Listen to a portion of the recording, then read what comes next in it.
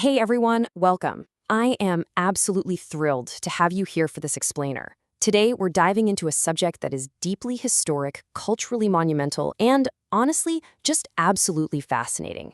We're looking at Ayodhya. Whether you're viewing it through the lens of ancient mythology, complex history, or even incredible modern architecture, the story of this city is literally unlike any other in the world.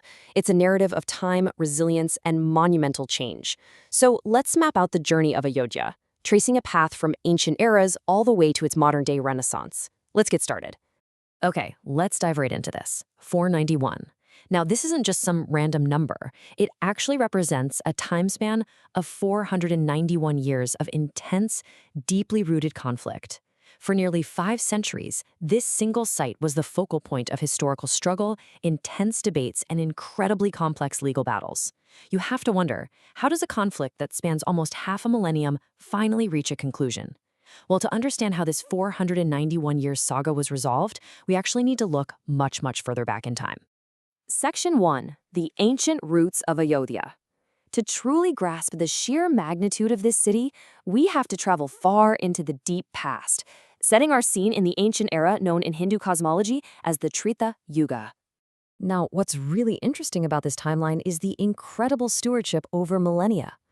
According to belief, it was way back in the Treta Yuga that Kush, the son of Lord Ram himself, laid the very first foundation of a temple on this sacred ground. But it wasn't just built and then forgotten. As centuries rolled into millennia, powerful historical figures took up the mantle of preserving it. The legendary King Vikramaditya renovated the temple in a later era, and then subsequently, ruler Pushyamitra Shunga further maintained and restored the site. So this wasn't just a building, it was this intergenerational legacy of faith kept alive by kings and empires over thousands of years. Section 2, Centuries of Struggle. Now, history, as we all know, is rarely a straight line of peace, right? The era of ancient preservation eventually gave way to profound structural changes in a long period of intense conflict. The year 1528 marks a massive turning point. The Mughal Emperor Babur's commander, Mir Baqi, demolished the existing temple and erected a disputed structure right in its place. This event was highly contested and tragically led to the loss of many lives as people fought to defend the site. But jump ahead to 1855, and there is a truly fascinating microstory here that often gets lost in the broader narrative. Mahant Baba Ramcharan Das, a Hindu, and Amar Ali, a Muslim, actually made a joint effort to resolve the conflict and rebuild the temple together. It's an incredible moment of nuanced unity. Sadly, it ended in tragedy when both were hanged by the British authorities who were in power at the time. Decades later, in 1885, Mahant Raghubar Das formally took the matter to the legal courts, which marked the beginning of an entirely new kind of battle. Which brings us to Section 3, the long legal battle. That 1885 court filing really set the stage for a sprawling, complex legal and social movement that would completely define the 20th century in India. The modern era brought some really pivotal shifts. On the night of December 22nd, 1949, an idol of Sri Ram mysteriously appeared inside the disputed structure. This fundamentally changed the daily reality of the site. Fast forward to 1990, and the movement gained massive momentum with the Rath Yatra, which tragically saw firing on car sevaks, or religious volunteers. Tensions reached an absolute boiling point on December 6, 1992, when the disputed structure was demolished by a large crowd. This triggered an incredibly long and exhaustive legal battle winding through the Indian judicial system. Finally, after decades of hearings and absolute mountains of archaeological and historical evidence being presented, the Supreme Court of India delivered a definitive, historic verdict in 2019, paving the way for a new temple to be built. Section 4. A grand architectural marvel. With the legal dispute finally settled, the energy shifted completely from conflict to incredible creation. The site was slated for a modern resurrection that would honor its ancient past. And that brings us to a very recent date, January 22nd, 2024. This marks the Grand Pran Pratishtha, or the consecration ceremony of the new Ram Mandir. Right at the heart of this stunning new temple is the idol of Ram Lala.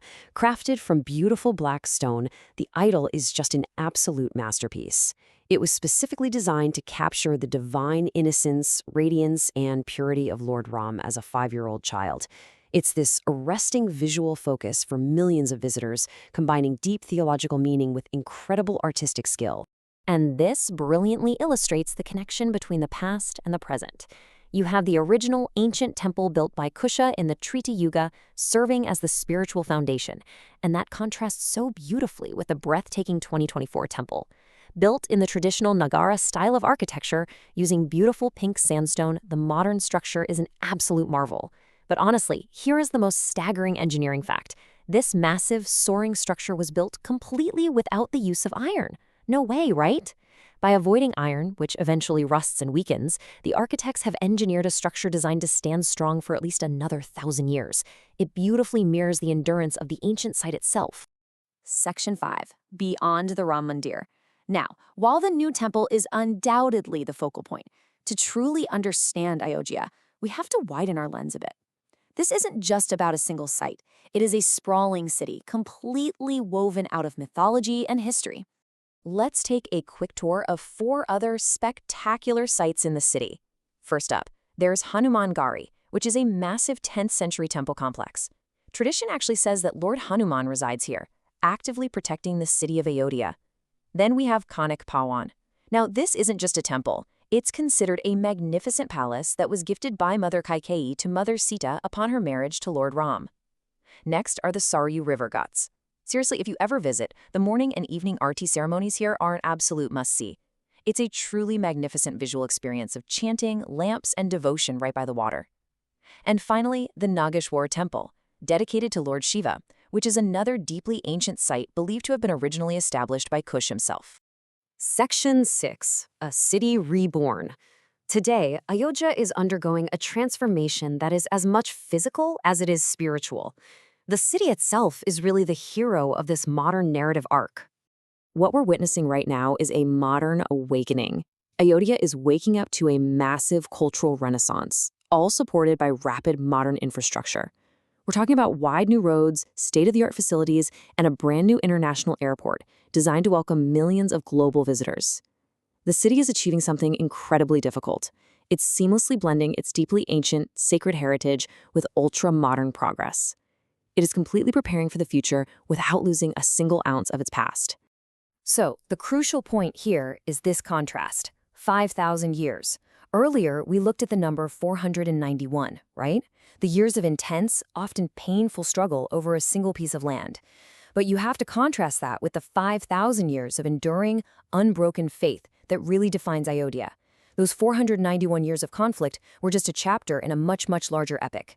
The sheer scale of belief here outlasted empires, colonial rulers, and centuries of legal disputes. I want to leave you with this one powerful thought.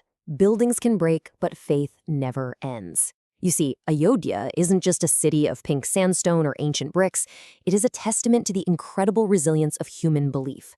When we look at that huge timeline from the Treta Yuga all the way to the 2024 Pran Pratishtha, it leaves us with a really profound question. What is it about human faith that allows it to survive every possible trial across thousands of years, only to emerge stronger than before?